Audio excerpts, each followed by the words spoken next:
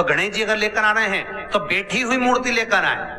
और गणेश जी लाए मना नहीं है, गणेश जी जब लेकर आए तो घर में बिठाने के लिए ला रहे हैं तो राइट सूंड का गणेश लेकर आए, सीधी हाथ का। आपका सीधा हाथ देख लेना, उसी के हिसाब से गणेश जी को अपनी ओर रखकर, या गणेश जी का सीधा हस्त कमल देख लेना। आपका तो उल्टा मान्य होगा जब आप देखेंगे तो गणेश जी का जो सीधा हस्त कमल हो उस साइड अगर गणेश जी की सूंड है तो वो सूंड का गणेश घर के अंदर विराजमान हो। उल्टी सूंड का गणेश, लेफ्ट सूंड का गणेश, ये गणेश व्यापार, व्यवसाय, फैक्ट्री, दुकान, बिजनेस, ऑफिस जगह पर विराजमान हो। बहुत ध्यान देना, उल्टी सूंड के गणेश बहुत कम बनते हैं। क्यों कम बनते हैं? इसका शास्त्रीय प्रमाण है। कभी किसी मूर्तिकार के पास जाना और मूर्तिकार के पास जाकर पूछना, भैया तुम उल्टी सूंड का गणेश क्यों नहीं बनाते? जितने भी बनते सीधी सूंड के बनते। कभी पूछना उससे, वो बताएगा कि उल्टी सूंड के अगर गणेश जी बनाए, 50 गणेश जी अगर उल्टी सूंड के बनाए हैं तो उसमें से कम 30 गणेश जी अपने आप टूट जाते हैं या बिगड़ जाते हैं। ये शास्त्र रीति है। उल्टी सूंड का गणेश बहुत कम पक पाता है या मिट्टी का बन पाता है। और यदि आपने अपने हाथों से भी उल्टी सूंड का गणेश मिट्टी का बनाया तो 10 दिन पूजन करोगे, 10 दिन के अंदर वो मूर्ति, वो सूंड, वो गणेश जी चटक जाए। उल्टी सूंड का गणेश टिकता ही नहीं है, वो बीच में से खंडित हो ही जाए। स्वयं गणेश जी कृपा करें, स्वयं विनायक कृपा करें और उल्टी सूंड के गणेश जी अपने को मिल जाएं और वो गणेश जी हमारे घर में आ जाएं तो वो फिर नहीं चटक। 50 गणेश जी बनाए, उसमें से 30 बेकार निकल जाएंगे। 30 की सूंड टूट जाएगी, हाथ टूट जाएगा, कहीं पांव टूट जाएगा, कहीं खंडित हो जाएगा। आप देखना, आप भी अगर बाजार जा रहे हो गणेश जी लेने के लिए तो आप देखना, उल्टी सूंड का गणेश जी लोगे तो कहीं ना कहीं हाथ नबा होगा, कहीं पांव नबा होगा, कहीं पीठ नबी होगी, कहीं कुछ खंडित होगा, कुछ ना कुछ उसमें मिस्टेक मिलेगी ही, ये पक्का है। और ना मानो तो आपके नगर में भी जाकर देखो, आप तो गणेश जी लेने जाओगे ना तो विचार करना, शिव कथा सुन रहे हो कि गलत है कि सही, आप देखना जाए। सीधी सूंड के गणेश जी देखोगे तो खंडित कम मिलेंगे, और उल्टी सूंड का अगर गणेश जी ढूंढोगे तो कहीं हाथ की उंगली, कहीं पांव, कहीं पीठ, कहीं कमर, कुछ ना कुछ उसमें कमी मिलेगी ही।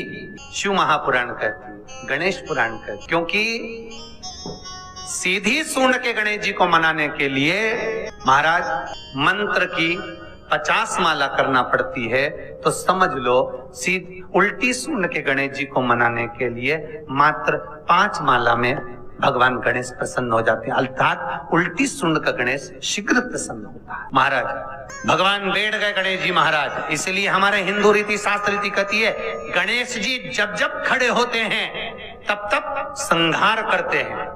गणेश जी जब जब खड़े होते हैं तब तब किसी ना किसी का संहार करते हैं।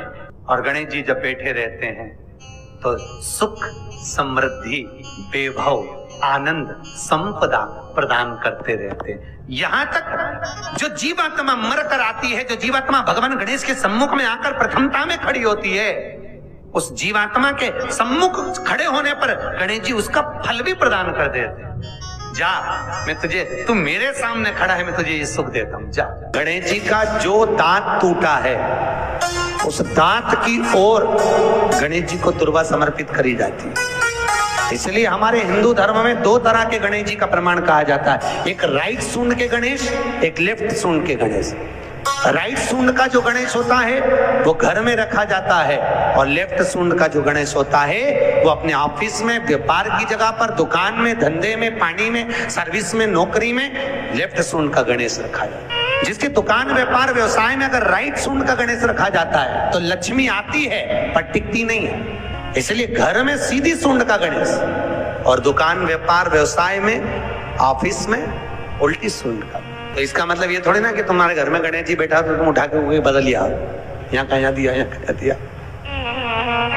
अब रखे रहने, हमेशा याद रखो गणेश चतुर्थी के बाद अनंत चतुर्दशी पर जब गणेश जी का विसर्जन करते हैं तो गणेश जी की 2 धर्म पत्नियां, वैसे तो गणेश जी की कुल मिला के 5 पत्नी, गणेश जी की 5 पत्नी, पहली श्री, दूसरी तुष्टि, तीसरी पुष्टि, चौथी रिद्धि और 5वीं सिद्धि।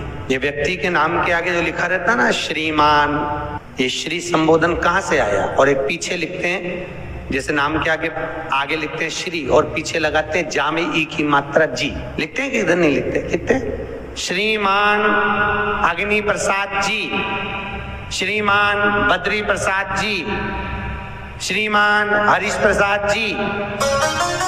तो श्री आगे क्यों आया और जी पीछे क्यों आया? कौन ने लगाया, किस लिए लगाया, कौन ने बताया कि आगे श्री लिखो? किसी के नाम के आगे जी लिख दे, पीछे श्री लिख दे, मर्जी अपनी, अपन कुछ भी लिख सकते। और किसने कहा कि आगे श्री लिखो? क्योंकि गणेश जी महाराज जब विवाह करने जा रहे थे और गणेश जी की जब बारात जा रही थी तो यमुना जी के तट पर गणेश जी की प्रथम पत्नी श्री गणेश जी के चरण पखारने के लिए खड़ी हो गई। और प्रथम गिनती में जब गणेश जी चलने लगे तो श्री ने उनके चरणों को रोक लिया और कहा, प्रभु मैंने आपका आवाहन करा है, मैं आपको अपने पति के रूप में देखती हूँ। भगवान गणेश जी ने कहा, तूने प्रथमता में मुझे पाया है, जिसके नाम के आगे तेरा संबोधन लगा रहेगा वो जगत में प्रसिद्ध होता चले जाएगा। इसलिए श्रीमान लिखा जाता है। अब जी का संबोधन कहां से आया वो भी समझ लीजिए। हर कहीं से थोड़ी ना लगा दिया जाता है कि जी कहां से आ गया। एक पत्नी भी लगाती है जी, तो जब वो बोले ये जी तो तुरंत खसक लो जी, नहीं तो 500 गया जी।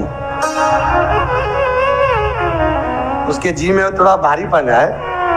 33 करोड़ देवी देवता में सबसे सुंदर जोड़ी थी शंकर और पार्वती की। सही है कि गलत है? कभी नहीं झगड़ते थे। इसलिए पृथ्वी पर ना तो लक्ष्मी जी के व्रत हैं, ना ब्रह्माणी के व्रत है, ना इंद्राणी के व्रत है। अगर पूरी पृथ्वी पर सबसे ज्यादा व्रत किसके हैं? माता पार्वती। तीज का व्रत किसका? पार्वती का। चतुर्थी का व्रत किसका? पार्वती का। चौथ का व्रत किसका? पार्वती का। छठ का व्रत किसका? पार्वती का। जितने व्रत है सब माता पार्वती। लक्ष्मी जी का कोई व्रत है क्या? अरे बोलो तो, ये आप लोग वैभव लक्ष्मी का व्रत करते हो, ये पुराना व्रत नहीं है, ये तो अभी अभी लोगों ने चालू कर दिया। ये लक्ष्मी, यहाँ कई लोग अमावस्या के दिन, दिवाली के दिन व्रत रख लेते हैं, हमारे शास्त्रों में उसका भी प्रमाण नहीं है। वो तो तुम लक्ष्मी के चक्कर में रख लेते कि दिन भर भूखी रहूंगी तो लक्ष्मी जल्दी आ जाएगी। ये तो ये हमारे शास्त्र में प्रमाण नहीं है लक्ष्मी जी के व्रत का। कहीं सरस्वती का व्रत है क्या ब्रह्माणी का? अरे बोलो तो सर, बसंत पंचमी के दिन रखती हो कि सरस्वती का व्रत? नहीं, केवल एक व्रत माता पार्वती का। क्यों नहीं है? लक्ष्मी का व्रत इसलिए नहीं है क्योंकि माता लक्ष्मी भगवान नारायण को श्राप दी थी। जब लक्ष्मी जी श्रृंगार कर रही थी और इतने में भगवान विष्णु आ गए और भगवान विष्णु ने लक्ष्मी जी का मुख देखा, देखकर हंस दिए। इतने में लक्ष्मी को क्रोध आ गया, हे नारायण तुम मुझे देखकर हंसे हो घोड़े की तरह, इसलिए मैं तुम्हें श्राप देती हूँ, तुम्हारा सिर कट जाए और तुम्हें घोड़े का मुख लग जाए। तो भगवान नारायण को घोड़े का मुंह लगा और नारायण का हयग्रीव अवतार हुआ। कौन सा अवतार? हयग्रीव। ये लक्ष्मी का श्राप नारायण को लगा था, इसलिए लक्ष्मी का कोई व्रत नहीं। ब्रह्माणी ने ब्रह्मा को श्राप दिया था पुष्कर राज की भूमि पर। जब पुष्कर राज की भूमि पर यज्ञ हो रहा था, ब्राह्मणों ने कहा ब्रह्मा देवता मुहूर्त निकल रहा है, जल्दी यज्ञ में बैठो। ब्रह्मा जी ने नारायणी से कहा, ब्रह्माणी से कहा, ब्रह्माणी जल्दी चलो, सरस्वती जल्दी चलो, यज्ञ में बैठना है। ब्रह्माणी ने कहा भी आई तैयार होके। ब्रह्माणी तैयार होने में लगी रही, बहुत समय निकल गया, मुहूर्त निकलने लगा। ब्रह्मा जी से ब्राह्मणों ने कहा ये मुहूर्त निकल रहा है। ब्रह्मा जी ने कहा करें क्या? इतने में ब्राह्मणों ने कहा तुम बताओ क्या करें? ब्रह्मा जी बोले आपको जो करना है करो। ब्राह्मणों ने गाय को पकड़ कर ले आए और गौ माता को खड़ी कर गाय के सामने वेद ध्वनि करना प्रारंभ करा। जब वेद ध्वनि करी तो गाय के मुख से वेद माता गायत्री को प्रकट कर लिया। गायत्री को प्रकट करा, ब्रह्मा जी के पास में गठजोड़ा बांधकर बिठा दिया। जैसे बिठाया उसी समय पर ब्रह्माणी आ गई और ब्रह्माणी ने आकर देखा ब्रह्मदेव तुमने मेरी जगह पर दूसरी नारी को बिठाया है, मैं तुम्हें श्राप देती हूं, तुम्हारे पृथ्वी पर कहीं मंदिर नहीं बनेंगे। ब्रह्माणी ने श्राप दे दिया।